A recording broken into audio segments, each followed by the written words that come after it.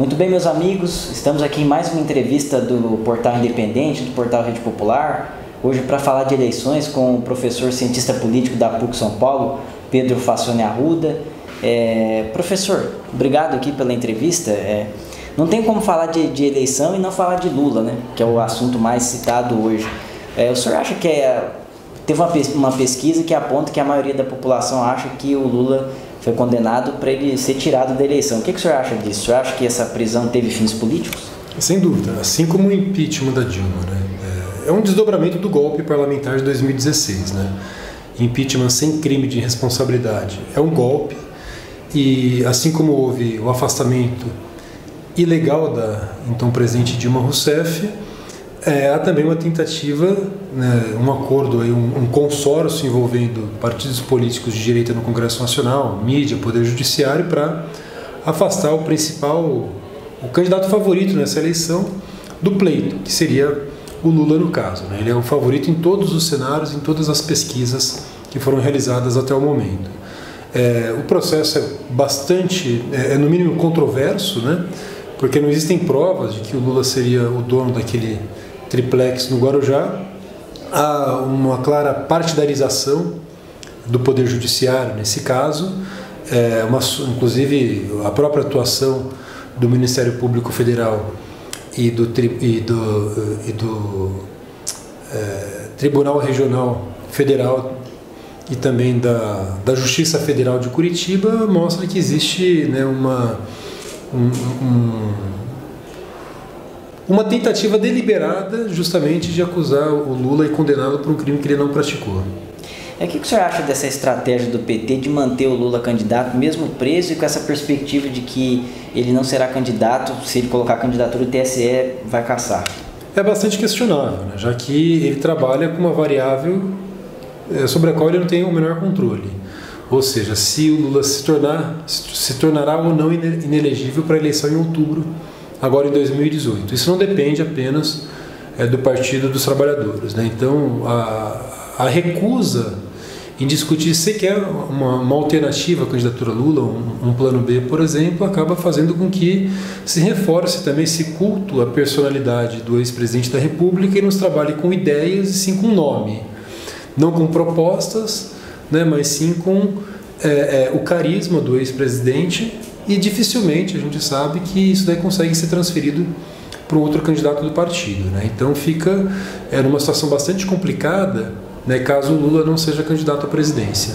O senhor acha que martelar o nome do Lula pode prejudicar o debate político sobre questões mais programáticas para o país? Por um lado, acaba fazendo levantando uma questão importante, que é justamente dessa partidarização do Poder Judiciário e também da judicialização da política. Isso é muito importante, levantar essa bandeira de que o Lula é um prisioneiro político e foi condenado sem qualquer tipo de prática de delito. Por outro lado, isso acaba, ao concentrar a discussão apenas nesse ponto mais específico, acaba despolitizando o debate, porque acaba não girando em torno de programas. Veja só, vou dar um exemplo. Quais seriam as propostas do Lula na eventualidade dele ser candidato à presidência? Com quem ele faria alianças? Seria possível repetir aquela política econômica baseada em programas sociais, redução da pobreza, sendo que acabou aquele ciclo de desenvolvimento econômico baseado no boom das commodities? Ou seja, no que se apoiaria as políticas distributivas? Ele realizaria mudanças estruturais?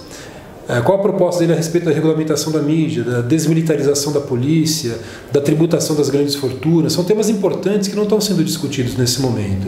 Então, muitas questões, inclusive, que deixaram de ser feitas durante os seus 8 anos de governo, né, não há sequer uma sinalização de que isso poderia ser feito numa eventual volta do Lula ao governo, né? O governador Flávio Dino, o governador do Maranhão, do PCdoB, falou da possibilidade do PT, do PSOL e do PCdoB abrir mão de candidatura e apoiar o Ciro Gomes. O que o senhor acha dessa opção? Veja só que o Flávio Dino, ele inclusive foi eleito governador do Maranhão com apoio do PSDB. Por outro lado, o Partido dos Trabalhadores do Lula né, tinha apoiado o candidato da família Sarney. Então veja assim que, por exemplo, a política de alianças que é feita nos estados pode não se reproduzir no âmbito federal. Isso já é uma questão. Segundo, que o Flávio Dino ele não fala, obviamente, em nome do Partido dos Trabalhadores, né? Então, por exemplo, o pronunciamento do governador do Maranhão é completamente diferente do pronunciamento da presidente do PT, que é a senadora Gleice Hoffmann, né? Então, a Gleice, por exemplo, não admite a possibilidade de apoiar um outro candidato que não seja o Lula.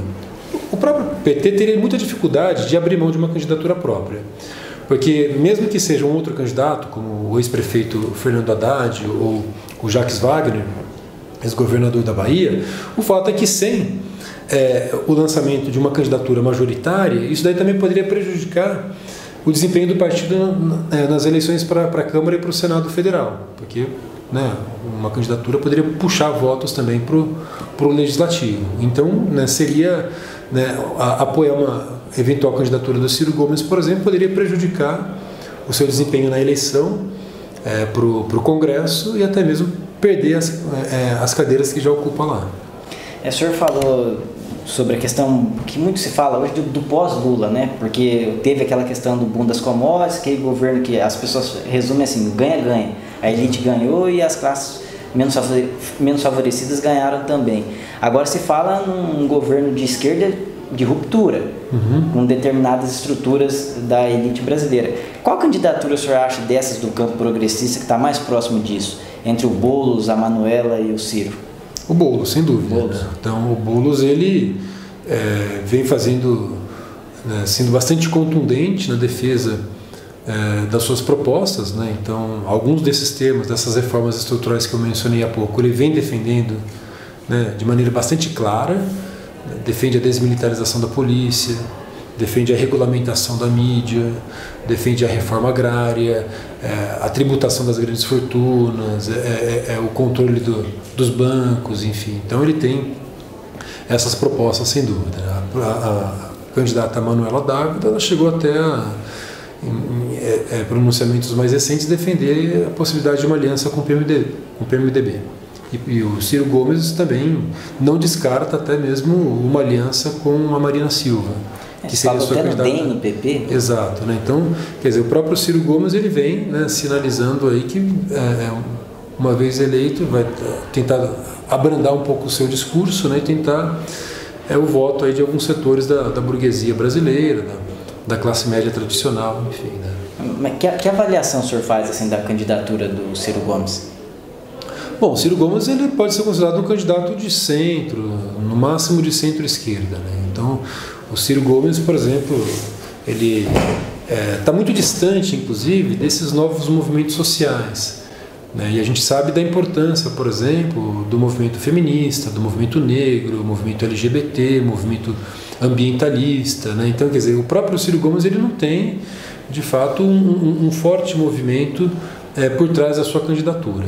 Isso já é um complicador, né? Tem muitas declarações que o Ciro Gomes fez no passado, inclusive declarações machistas, inclusive, né, a respeito disso. Ele não está disposto a confrontar os interesses do capital, né? Ele já fala até, por exemplo, de uma reforma mais radical da Previdência Social. Ele vem falando, inclusive, por exemplo, num debate aqui na PUC, no ano passado, ele se manifestou totalmente contrário a qualquer tentativa de regulamentação da mídia. Disse que o único controle que a gente pode ter é o controle remoto, né? Quando a gente sabe que, por exemplo, em um país como nos Estados Unidos existe uma forte regulamentação econômica da mídia, proibição da propriedade cruzada.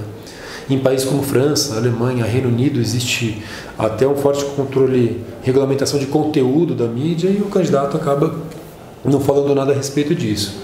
Não fala sobre reforma agrária, não existe uma linha no programa de governo do Ciro Gomes a respeito da reforma agrária, né? Fala um pouco da reforma tributária, mas ele fala também de aumento do imposto sobre o consumo, quando na verdade um candidato progressista como o Guilherme Boulos fala da tributação direta, sobretudo sobre as grandes fortunas e os rendimentos mais elevados. Então, a gente sabe que aumentar imposto sobre o consumo acaba afetando, sobretudo, os trabalhadores, porque é um tipo de tributação que não faz distinção entre ricos e pobres, né? Já o Guilherme Boulos vem mais próximo desses movimentos, questão da moradia urbana também. Exato. A Marina Silva, então, se afastou mais ainda desses campos progressistas, né? Que avaliação o senhor faz da candidatura dela e das possibilidades que ela tem para se eleger? Completamente. A Marina Silva é uma candidata mulher que não se identifica com o movimento feminista. É uma ambientalista que não se pronunciou a respeito, por exemplo, daquela tragédia de Mariana, né? Com a Samarco, né? Enfim. Então, ela vem sendo muito criticada por apenas aparecer nos períodos eleitorais. Durante a maior parte do tempo ninguém sabe exatamente o que ela anda fazendo, né? E a gente sabe também que, né, ela é a candidata preferida do Itaú, né? Cacetuba, enfim, né? Então ela deu uma guinada bastante conservadora, recentemente, inclusive com relação a temas de comportamento, né? Ela, por exemplo, até por ser evangélica, enfim, a gente sabe que ela tem posições contrárias à união entre pessoas do mesmo sexo, o casamento igualitário, o LGBT, enfim, né? Então acaba também se afastando desses novos movimentos. E a Marina Silva, ela tem também, nas duas últimas eleições, 2010 e 2014, ela teve um bom desempenho, chegou até a liderar em algum momento a corrida, mas perdeu fôlego na reta final justamente por não contar com um partido, com uma musculatura, com um partido capilarizado, que seja bem organizado e estruturado nacionalmente também. Que não tem prefeituras, governos de estado. Você acha que esse pode ser ou seja, não tem palanque nos estados, né? Você acha que esse pode ser um problema também para o Jair Bolsonaro? Também, né? O Bolsonaro, ele é um candidato das massas dispersas e atomizadas, né? Já uma outra característica, né? O Bolsonaro é um candidato fascista, faz um discurso de ódio contra minorias, né? Contra estrangeiros, contra diversos grupos, se posiciona completamente contrário aos grupos de defesa dos direitos humanos, mas não tem qualquer proposta concreta sobre economia, por exemplo. Ele não consegue falar mais do que um minuto, por exemplo, quais seriam suas propostas para a economia, para a segurança pública ou para outros temas importantes também, né? Ele vem ganhando força, justamente, não é um fenômeno apenas brasileiro. A gente sabe que é um crescimento da extrema-direita em outras partes do mundo também. Aquela ala mais conservadora do Partido Republicano, o Tea Party, que ajudou inclusive a eleger Donald Trump, também com um discurso de ódio e xenofóbico nos Estados Unidos, mas a gente vê também o crescimento dessa extrema-direita com a Frente Nacional na França, com a Liga Norte na Itália, ou então com o fato de que pela primeira vez desde a Segunda Guerra Mundial um partido de extrema-direita consegue cadeira no parlamento alemão, por exemplo. Então é um fenômeno que não é apenas brasileiro. E aí o Bolsonaro acaba surfando nessa onda aí crescente de descontentamento contra tudo que está aí. É um sentimento difuso de descontentamento, né, contra os políticos tradicionais. Embora ele seja um político tradicional, ele se apresenta como um outsider, né, como uma pessoa que se iria promover a renovação na política, o que é completamente falso, porque a gente sabe que ele está diretamente ligado às velhas práticas políticas, né? O senhor acha que o Alckmin pode ser, entre aspas, atropelado por um outro nome da centro-direita? O Álvaro Dias, por exemplo? É difícil, né? É difícil fazer um prognóstico, o futuro está em aberto e a gente não sabe o que vai acontecer até lá. Tem muita coisa ainda que pode acontecer. Essa o grau de imprevisibilidade das eleições é muito grande. Mas essa possibilidade está em aberto, né? Porque o Álvaro Dias pode trazer uns 2 ou 3 partidos. Sim, tudo é possível, mas o Álvaro Dias ele nunca foi uma figura de projeção nacional, nunca foi uma liderança nacional. Teve importância como senador, governador no Paraná, enfim, isso é indiscutível, né? Mas ele não é conhecido fora do Paraná, né? Ele é um tucano dissidente, que inclusive deixou o PSDB justamente para encontrar espaço e lançar sua própria candidatura, seja ao governo do Paraná ou à presidência da República. Então ele também tem razões pessoais que o levaram a sair do PSDB, mas ele também não tem um partido forte. Então não tem como diretórios municipais, estaduais, assim, ou seja, não tem palanque nos estados e também tem pouco tempo na televisão. A gente sabe que essa candidatura, essa eleição será diferente das demais, porque será reduzido, pelo menos em teses, né, o financiamento das campanhas eleitorais e vai ser reduzido também o tempo de campanha de 90 para 45 dias. Então isso vai dificultar muito a renovação na política e também romper com essa tradicional polarização entre PT e PSDB no Brasil. Essas candidaturas mais ideológicas, como a do Partido Novo, do João Amoedo, é mais para marcar posição, né? É mais para marcar posição, né? Ele tem um discurso claramente identificado com o neoliberalismo. Estado mínimo, privatização de empresa, economia de mercado, abertura comercial, flexibilização trabalhista. Ou seja, o que ele defende é um capitalismo livre de regras, né? Tentando aí introduzir uma política neoliberal como fez o Thatcher no Reino Unido nos anos 80 ou o presidente Reagan nos Estados Unidos naquele mesmo período, né? E a gente sabe que essas políticas são bastante impopulares e enfrentam uma forte resistência na oposição, né? Então, o fato do Lula ser favorito em todos os cenários traçados até o momento está bastante identificado justamente com suas políticas distributivas, com mais intervenção do Estado na economia e na sociedade também. Professor, nas suas respostas o senhor deixou entrever uma crítica, e eu já li alguns textos seus também, que o senhor é crítico dessa flexibilidade moral na hora de fazer alianças, inclusive da esquerda. Como governar? É possível governar sem o MDB? É possível, não só é possível, como é necessário. A gente sabe que a política não se resume à atuação institucional. Política se faz nas escolas, nas universidades, nos sindicatos, nas associações de moradores, faz um trabalho de base, né? Nos bairros, na periferia, junto aos movimentos sociais e tal. Então, quando a gente deposita todas as possibilidades de transformação na negociação envolvendo 503 deputados e 81 senadores, isso pode dar errado. O povo tem que participar. Então, veja, eu estou fazendo uma pesquisa sobre a Constituinte, os trabalhos da Constituinte de 87 e 88. E muitos direitos sociais foram conquistados na batalha da Constituinte, mesmo os partidos de esquerda sendo uma minoria, representando apenas 55 de 559 deputados e senadores. E como que eles conseguiram isso? Articulando habilmente a atuação institucional com a mobilização popular. Então a população lotava, naquela época, 30 anos atrás, as galerias do Congresso Nacional, com slogans como "Constituinte sem povo não cria nada de novo", exercendo pressão sobre os deputados e senadores. Ou seja, não se pode jamais abandonar o trabalho de base. Tem que exercer uma pressão constante ali sobre os nossos representantes. Então é necessário que alguns instrumentos de participação direta sejam mais utilizados, como o plebiscito e o referendo, que afinal estão previstos na Constituição Federal, né? Então é importante e é possível, inclusive, governar sem maioria no Congresso Nacional, como a gente pode citar alguns exemplos em diversos países do mundo, inclusive. Mesmo nesse sistema político? Mesmo nesse sistema político, né? Ou seja, o presidencialismo de coalizão, né, tenta construir uma ampla base de sustentação parlamentar com base no toma lá da cá, revelou-se um fracasso, né? Existe um limite, inclusive, para essa política de aliança, e o próprio PT foi apunhalado pelas costas por aqueles que foram seus aliados, inclusive.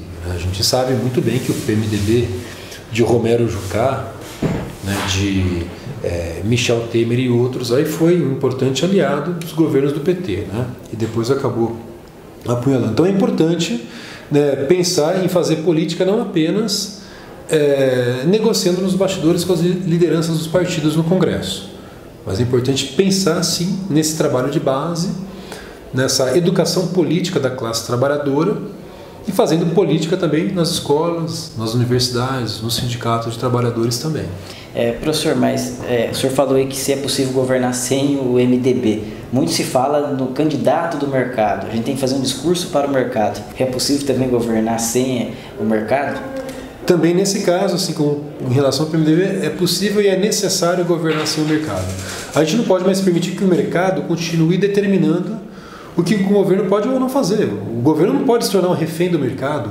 O mercado não foi eleito, o mercado não tem um voto, né? O governo, sim, o governo tem legitimidade, foi escolhido pela maioria da população. Então a população tem que decidir à vontade da maioria.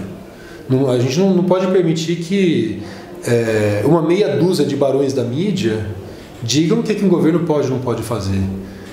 Que um pequeno grupo de banqueiros, de especuladores, de financistas, de grandes proprietários de terra né, digam o que é bom ou ruim para a sociedade, por exemplo. Então o mercado tem que se submeter à autoridade do governo. Tá certo. Professor, muito obrigado pela entrevista. Eu que agradeço, foi um prazer contribuir para o debate aqui.